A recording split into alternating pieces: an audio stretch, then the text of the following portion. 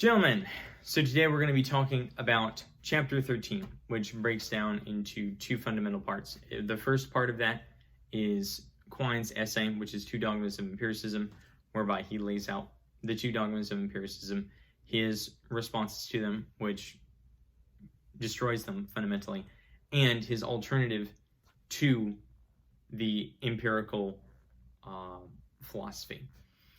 And then the second part of this chapter is about Rosenberg's commentary, right? So what are the problems with Quine's alternative? What are its strengths? How does he respond to objections, and so forth? So first, let's talk about those two dogmas. The first of which is the distinction between analytic and synthetic truths, and between logical form and empirical content. So Quine proceeds in the following manner to dismantle these two very fundamental distinctions.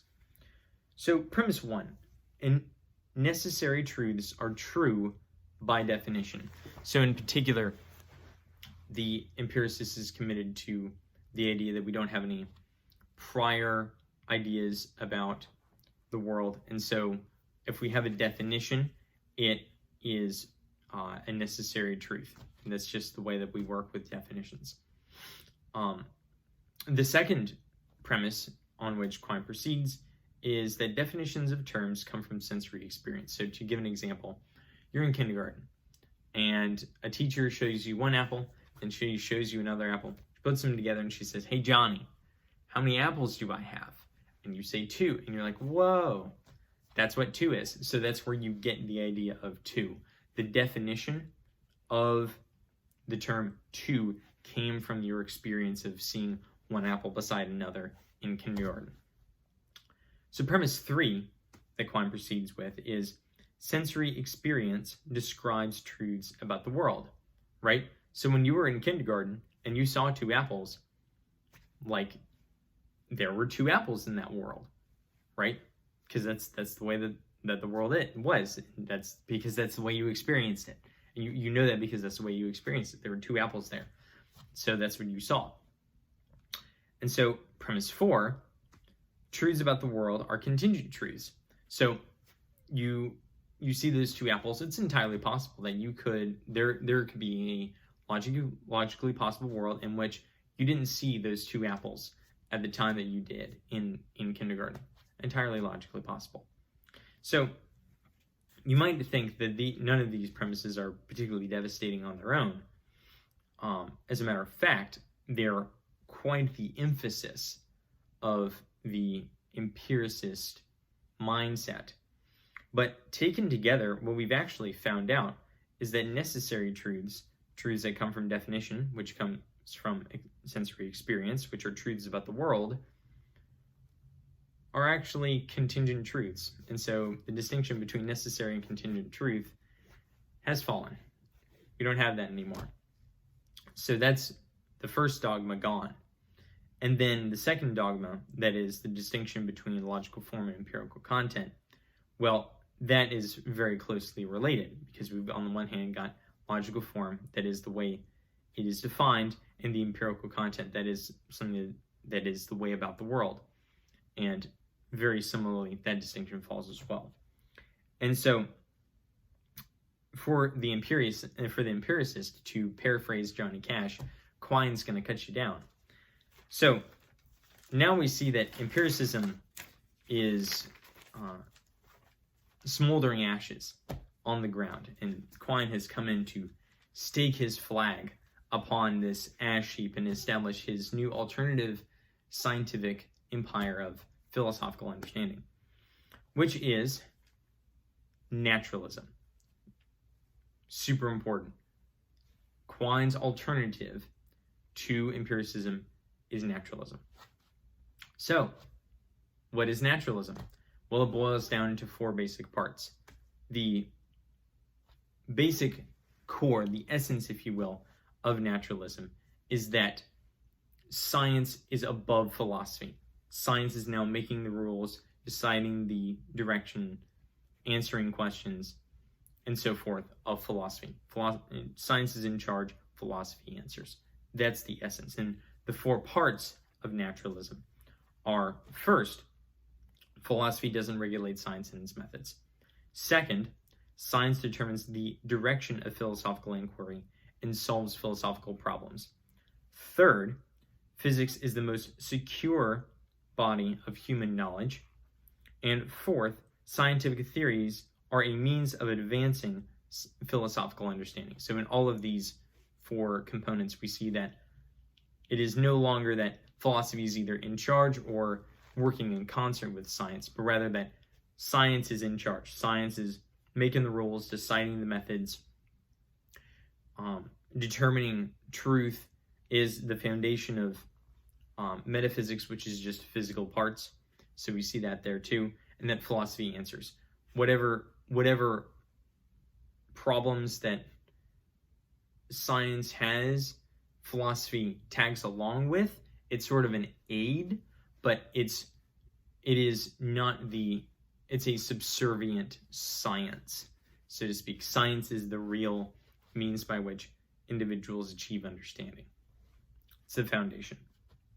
And it so happens that on account of that third component, that is, physics is the most secure body of human knowledge, that naturalists are scientific realists. So it's not merely that electrons are instruments, that the idea of atoms and so forth are mere instruments, or forces are mere instruments, but that they actually exist. They're actually there. Because that's fundamentally what the world is made of, and nothing else. And so this means that the naturalist is a material monist, which means that there's no mind-body Cartesian dualism, that there's no mind stuff. It's just matter. It's just physical objects, as described by physics. However, now we run into a problem, because there's a problem with this view, in that we can't reduce mental states, and for that matter, greater biology, just down to the laws of physics. We can't do that. More broadly, theories cannot be reduced to more and more basic elements. So the theories of biology or chemistry can't be reduced down to physics. And so we've got an issue in that if everything is as physics describes, but we can't reduce it to as physics describes, then how can everything be as physics describes? Because manifestly, there's something outside of its domain. We've got an issue here. And the naturalist answer to this objection does not merely answer the objection, but in fact does so in a way that strengthens the position of the naturalist, because it leans on science all the more. And this solution is Darwinism.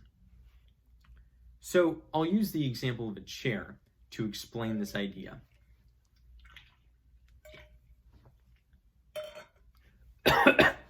Take a chair, right? When we consider what makes a chair,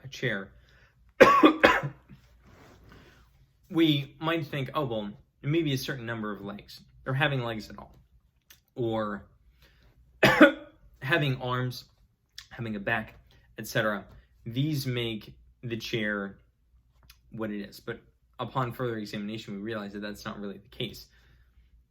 A chair can have any number of legs or none, as in the case of like a stone throne, a back or not, armrests or not. It can be made of stone, it can be made of wood, it can be made of aluminum or steel, all sorts of things like this. And none of those components unify what a chair is. But what does unify what a chair is its function, not, by the way, its material makeup. Very important distinction. And so we see then that the idea of a chair can be realized in multiple different ways. That is, you might have an office chair that has wheels and 5 mini legs and is wrapped in leather, or you might have a stone throne that has no legs, can't move at all, and is carved out of rock. But they're both chairs because they serve the function of sitting. And this is really what the Darwinist sees when he approaches nature. It's not, does an organism have a heart, or does it have a means of does it breathe with lungs?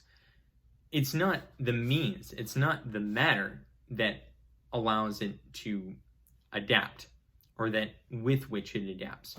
Rather, it's a question of, does it breathe, or does it get the nutrients to its cells in some form? Does the hemoglobin in the body transport what it needs to transport? The question, by the way, is not, does it have to be a certain type of hemoglobin? The question is, does it transport what it needs to transport? And so in nature, just as in the chair, we see that function is above, supervenes material composition. And so the question of, mental states, of reducing things down to the laws of physics, it's this same idea that is, first, things can be realized in multiple different ways. And so the question isn't, does it cross the line in a certain way, but does it cross the line? Does it get there? Does it achieve what it needs to achieve to survive? And then the other idea of supervenience, that is our category of it is sort of a higher level category? That is like the idea of a chair versus like the physical material components of a chair. Because we understand that a chair is still a physical object, right? It's still made up of metal or wood, or has a certain number of legs and so forth. But the category of the chair is supervenes the physical conception. So with this conception, we've destroyed, or at least answered the problem of irreducibility in not only a sufficient fashion, but a sufficiently scientific fashion, which is exactly what the naturalist is looking for. However, this very emphatic and hard lean on Darwinism as a support for naturalism comes with all of Darwinism's strengths and all of its weaknesses, particularly relevant to models. So it is still plagued in that way, but a sufficient answer to the objection no less.